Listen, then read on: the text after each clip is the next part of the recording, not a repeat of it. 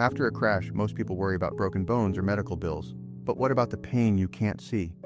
If you've been anxious to drive, losing sleep, or feel on edge since the accident, you're not imagining it. And you're definitely not alone. In this video, I'll break down what emotional distress really means in Maryland, how the law views it, and what kind of evidence actually makes a difference in your claim.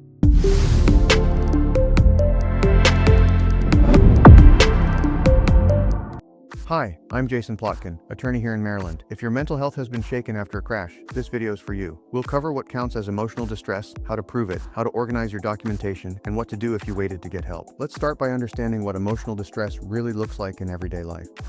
We're talking about symptoms like anxiety or panic attacks, flashbacks or nightmares, insomnia or trouble sleeping, irritability or mood swings, difficulty focusing or functioning. These symptoms can show up days or even weeks after a crash. They can make simple things like driving, working, or resting feel impossible. If any of this sounds familiar, tell me in the comments. What part of recovery has been hardest for you? Legally, there's a common myth. Saying, "I'm not okay," should be enough. But the reality is different. Insurance companies and courts usually expect evidence. It's not enough to just say it. You have to be able to show it. You need to keep in mind that insurance companies and courts rely on evidence, medical records, consistent treatment, and a clear link to the accident. Your feelings are valid, but proof is what makes them legally recognized. So, what actually helps your case? Let's talk about the kind of proof that makes a real difference. You'll want to gather things like notes or reports from your doctor, therapist, or psychiatrist. Diagnoses like anxiety, acute stress, or post-traumatic stress disorder. Regular treatment without long gaps. Signs your daily life changed, like proof of missed work, avoiding highways, strained relationships. Short letters from supervisors or loved ones describing those changes after the accident. A simple symptom journal, date, trigger, intensity, and how it affected you.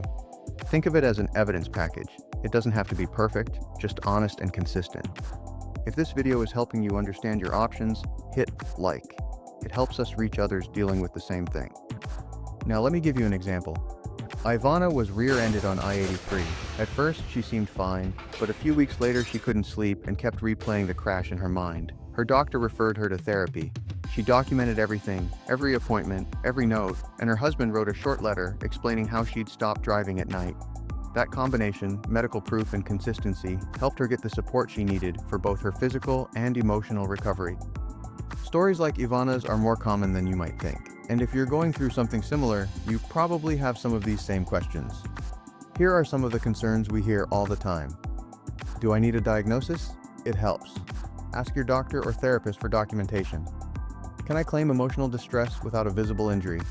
It's harder, but possible, with strong evidence of life changes. What if I waited to get treatment? Start now. Gaps hurt your case, but it's never too late to document.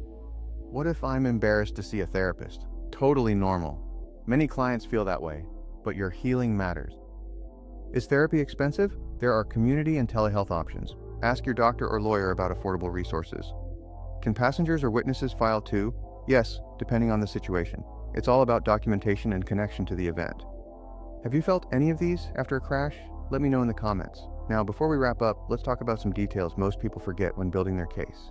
A lot of people don't know how to turn what they're feeling into something they can show on paper. Here's how to do it in a few simple steps. When you talk to your doctor, be specific. Don't say, "I feel weird." Say, "I can't sleep since the crash." Don't say, "I'm nervous." Say, "I freeze at intersections." Specific beats vague. Clear descriptions build clear records. Keep your journal simple, 2 or 3 lines a day. What happened, how strong it felt, and how long it lasted. Over time, that timeline makes your emotional injury visible in your record. But documentation isn't only about paperwork. Sometimes it's about the people who see what you're going through every day. Some clients tell us they didn't want to worry their family, but family observations matter. If your partner says you've been distant, or your kids notice you're avoiding driving, that's real evidence. Ask them to write a short note describing what they've seen. It helps your case and helps them understand your recovery. After collecting all that evidence from doctors, records, and even family, it's normal to wonder what happens next. Each case is unique, Emotional distress in some situations may be considered as part of your claim, depending on the evidence you have and how well it's documented. A lawyer can help you. Review your treatment history, find missing records, gather supporting letters, prepare your full evidence package before filings. If you'd like guidance on where to start, our team offers free consultations, so you can focus on healing while we help you organize your case. Sometimes the hardest wounds to heal are the ones you can't see. We take them seriously. Now let's talk about a few things that could hurt your case if you're not careful.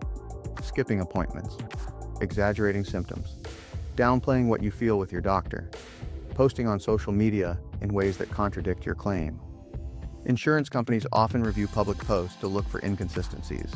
Even something harmless like smiling in a photo or saying you're doing better could be taken out of context. Consistency builds credibility, online and offline. You're doing the right thing by learning about this. Understanding what helps and what can hurt your case is the first step toward protecting your rights. If you're struggling after an accident, please know you're not alone.